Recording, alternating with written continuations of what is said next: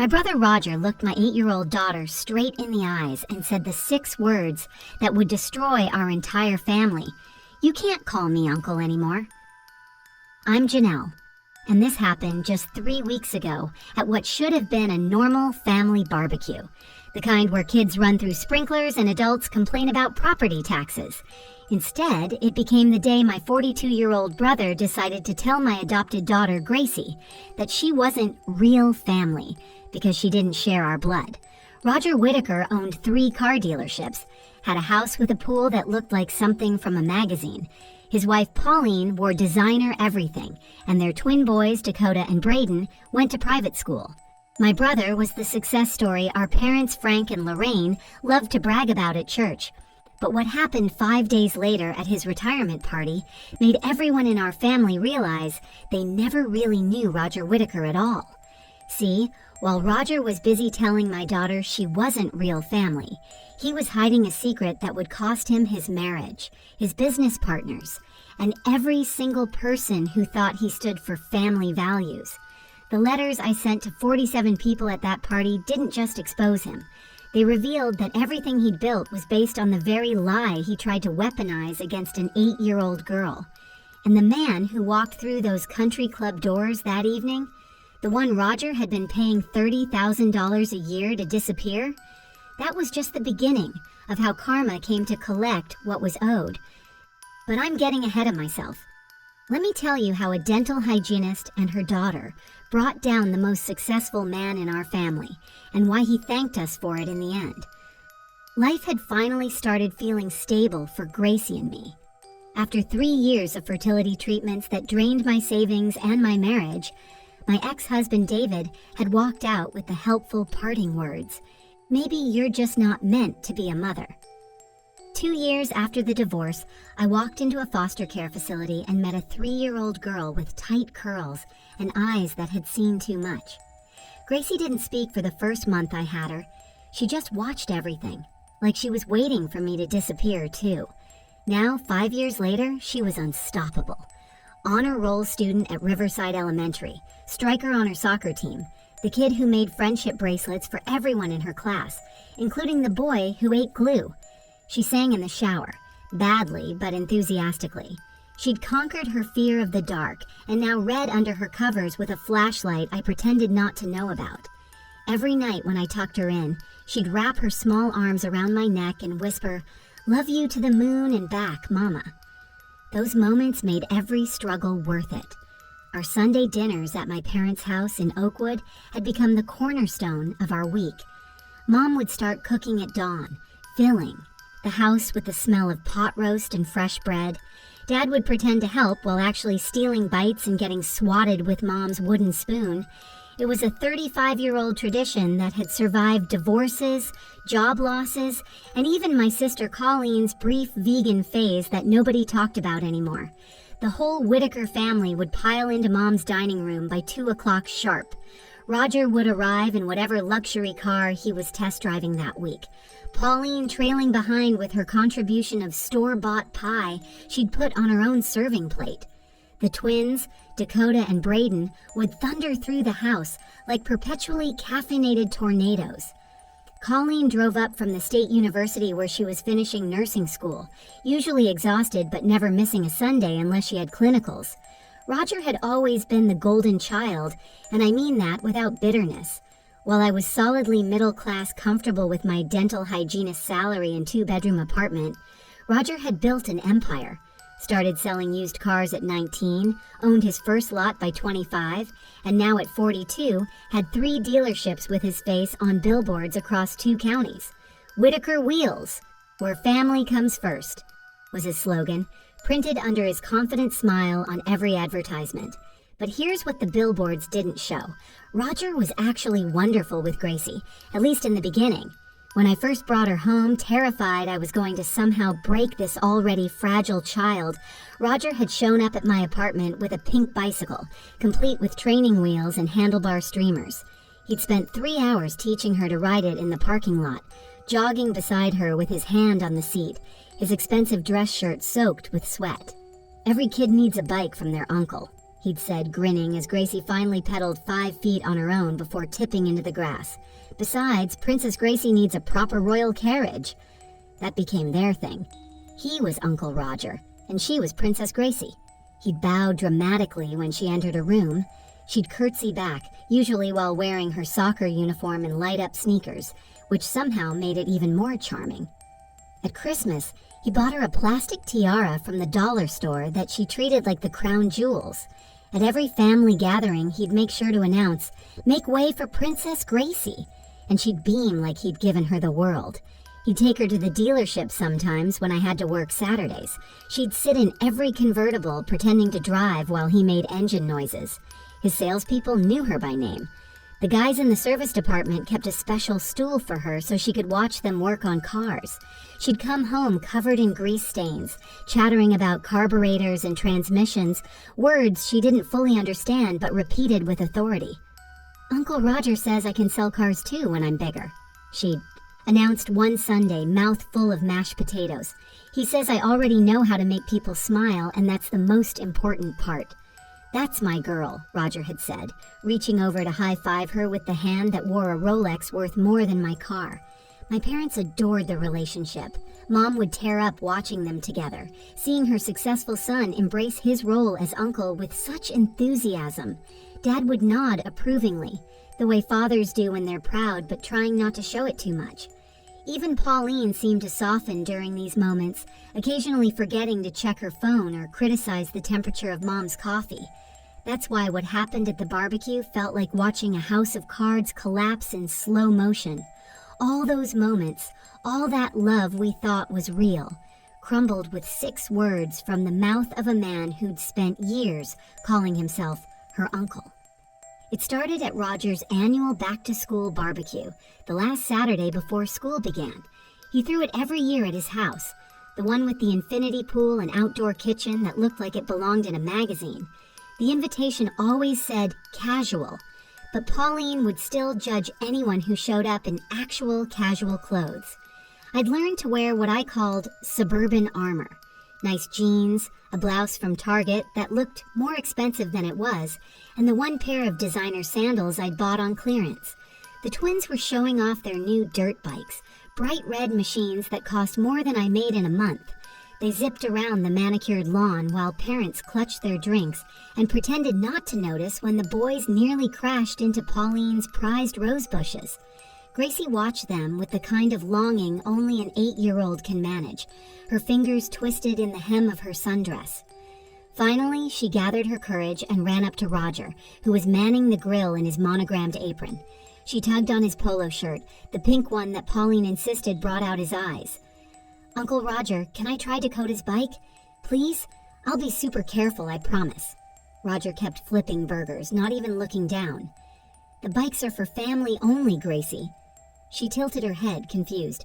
"But I am family." That's when he turned, spatula still in hand, and delivered the words that would shatter everything. "No, you're not. You're adopted.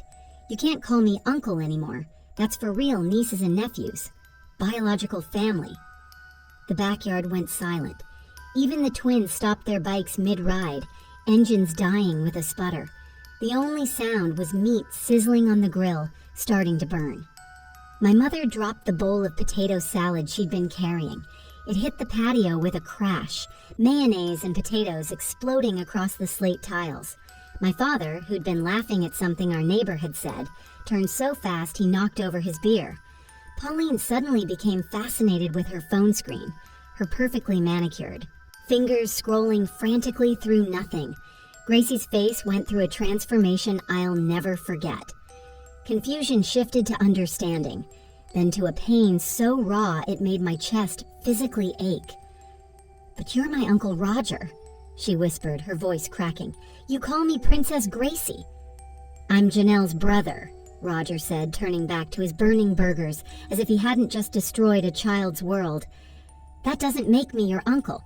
You need to understand the difference. It's important to know who's really family and who isn't." Dakota, the older twin by 3 minutes, climbed off his bike. "Dad, that's mean."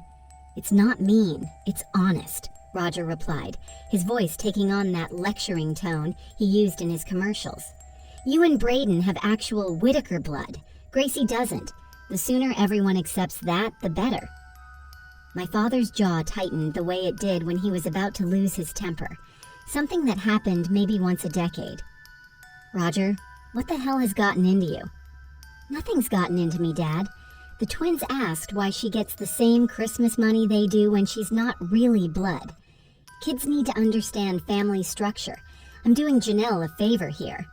Better Gracie learns the truth now than builds her whole identity on a lie. A lie? I finally found my voice, though it came out strangled. Loving her is a lie? That's not what I said, Roger sighed like I was being deliberately obtuse. But calling her my niece when she's not? That's technically false. I deal in facts, Janelle. It's why I'm successful.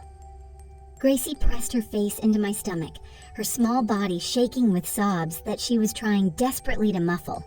I could feel her tears soaking through my blouse, hot and heartbroken.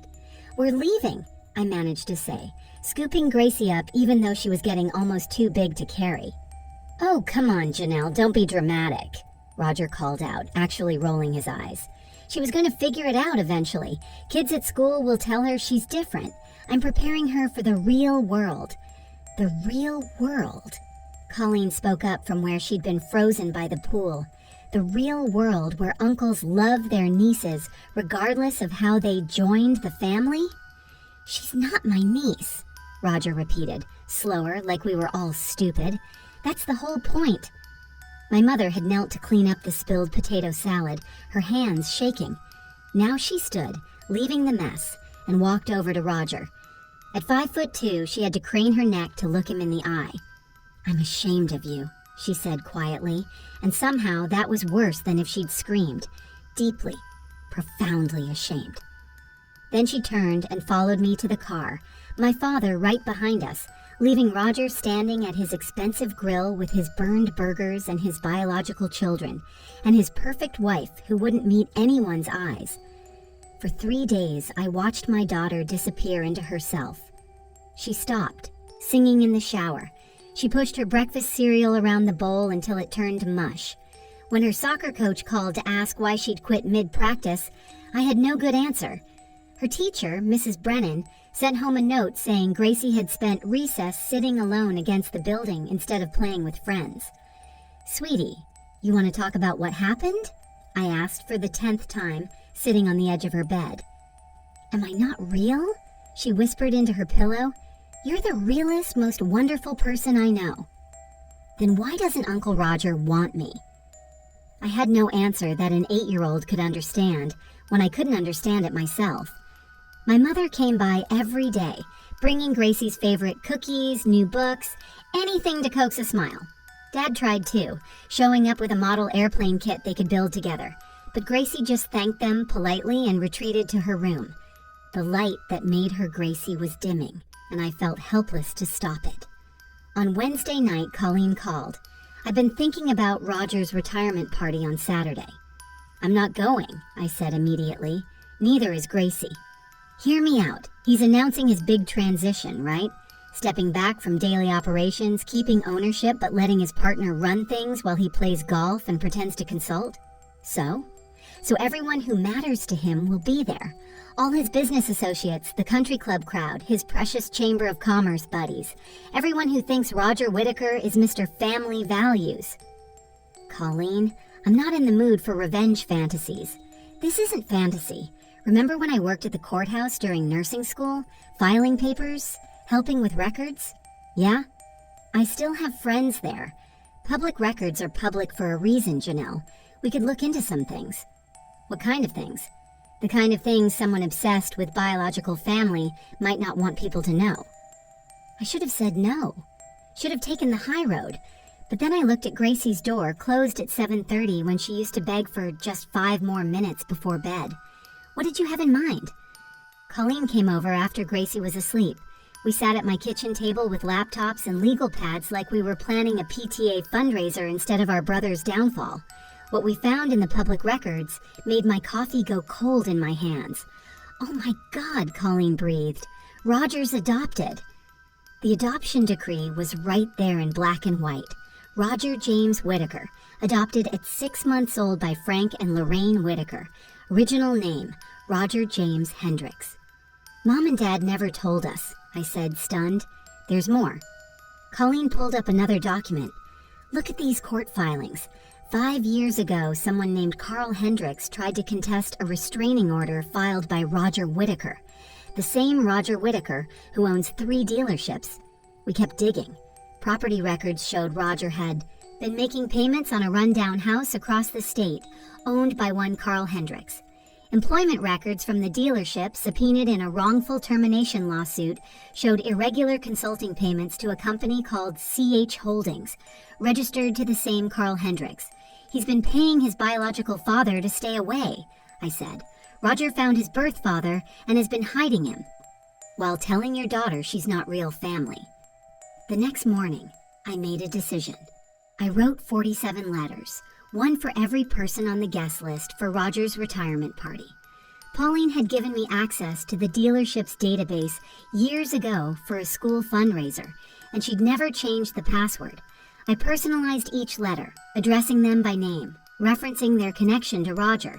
Each letter contained the same information: Roger's adoption records, the payments to Carl Hendris, and a simple question: if Roger believes adopted children aren't real family, what does that make him?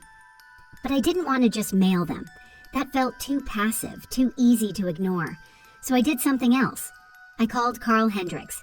He answered on the 3rd ring, voice rough with cigarette smoke. Yeah? Mr. Hendris, you don't know me, but I'm Roger Whitaker's sister. His adopted sister, actually. Though apparently that means I'm not his real sister, according to him. There was a long pause. He said that? He said that to my 8-year-old adopted daughter. Told her she couldn't call him uncle anymore because she's not biological family. Another pause. Then, that boy always was ashamed of where he came from. Guess he's ashamed of what he became too. Would you like to come to his retirement party? As my guest? Carl Hendris laughed, bitter and knowing.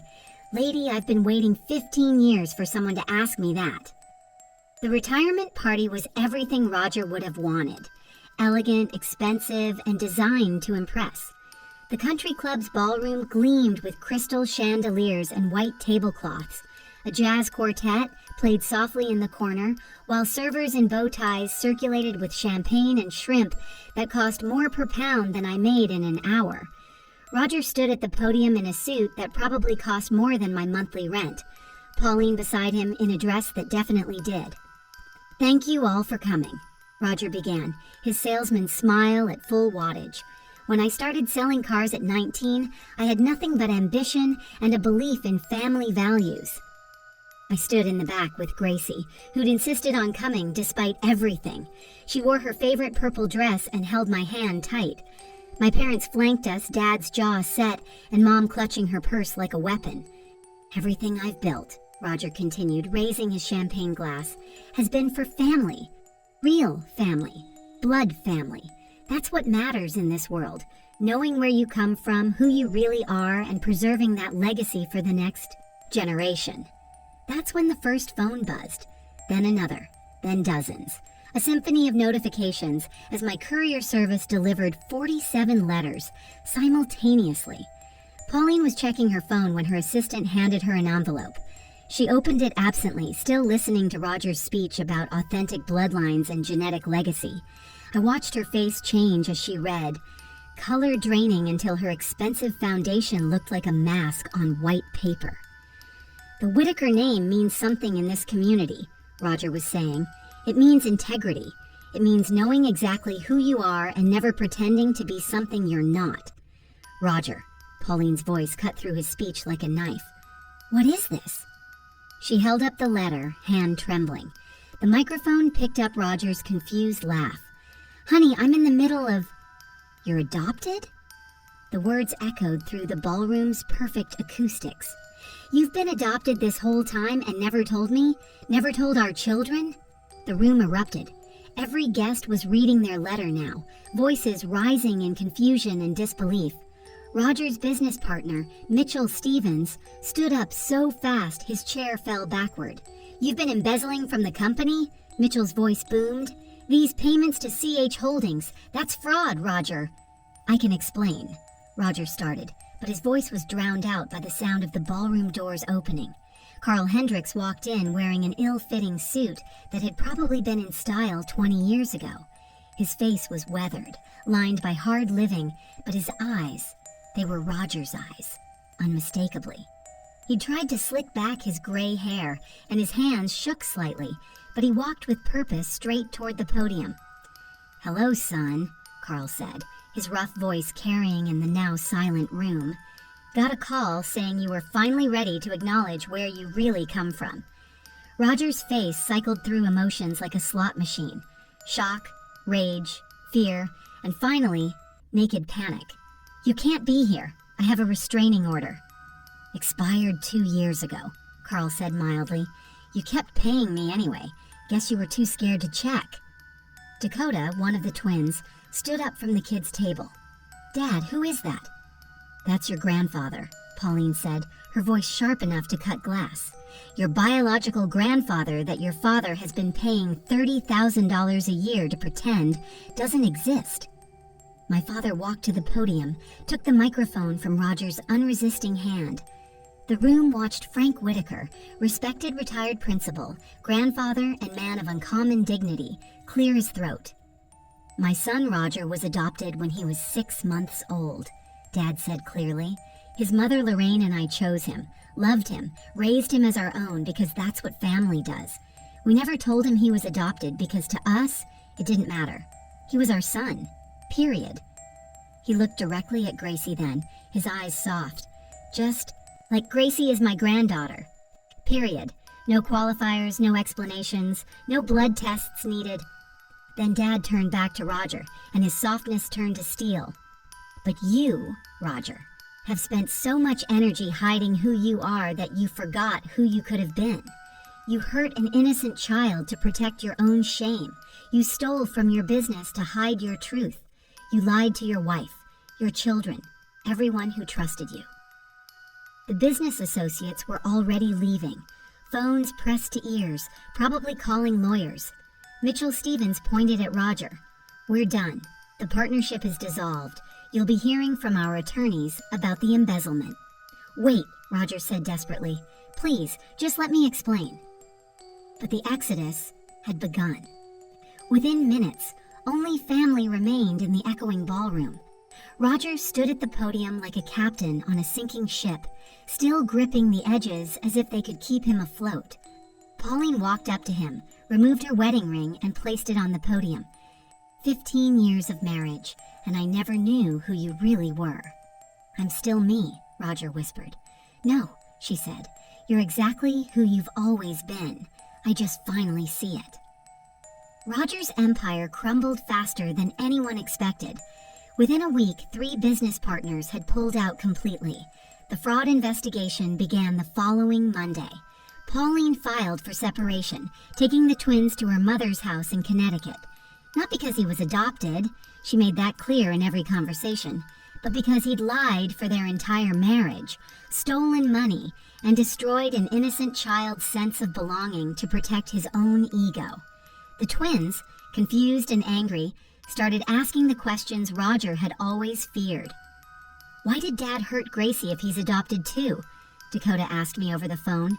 "Doesn't that make him a hypocrite?" Even at 10 years old, he could see what his father couldn't. Carl Hendris surprised everyone.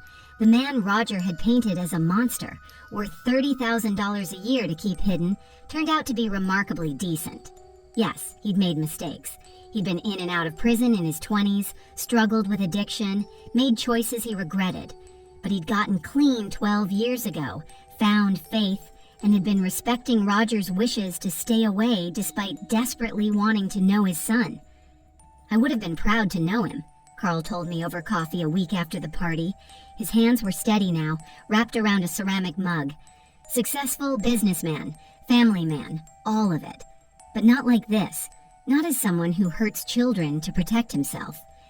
He'd been working as a janitor at a community center, living quietly, never once threatening to expose Roger despite having every legal right to reach out.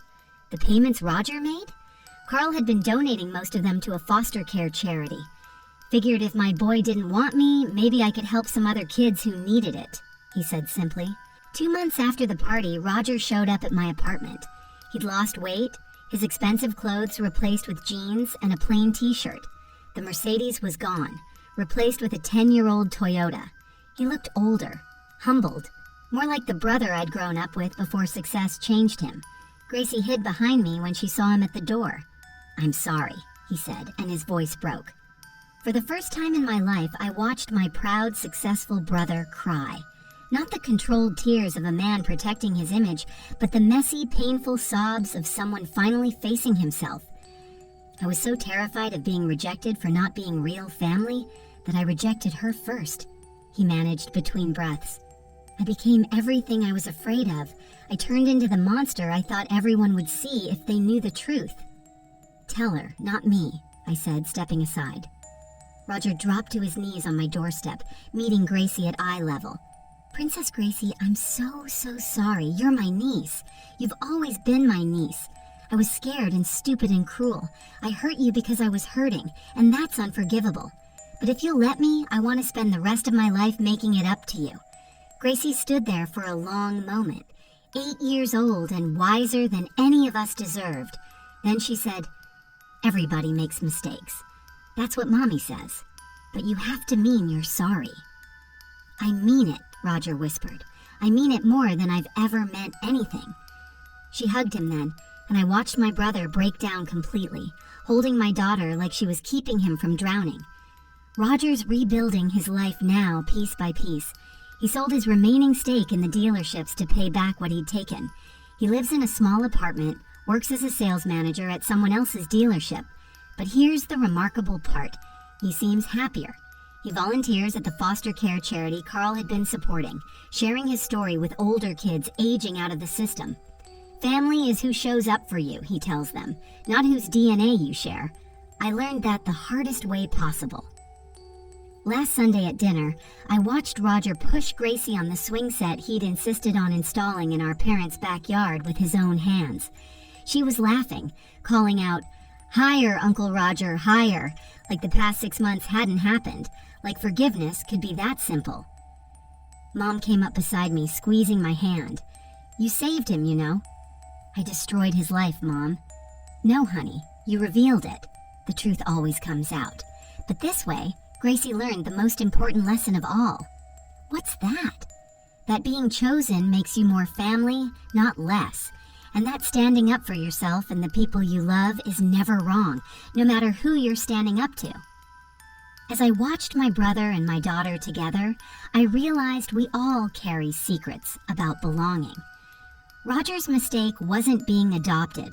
It was believing that made him less worthy of love. Gracie never doubted her worth because we never gave her reason to.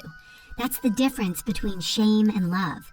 Shame makes you smaller, meaner, desperate to tear others down. Love makes you bigger, braver, strong enough to lift others up. My brother had to lose everything to learn that.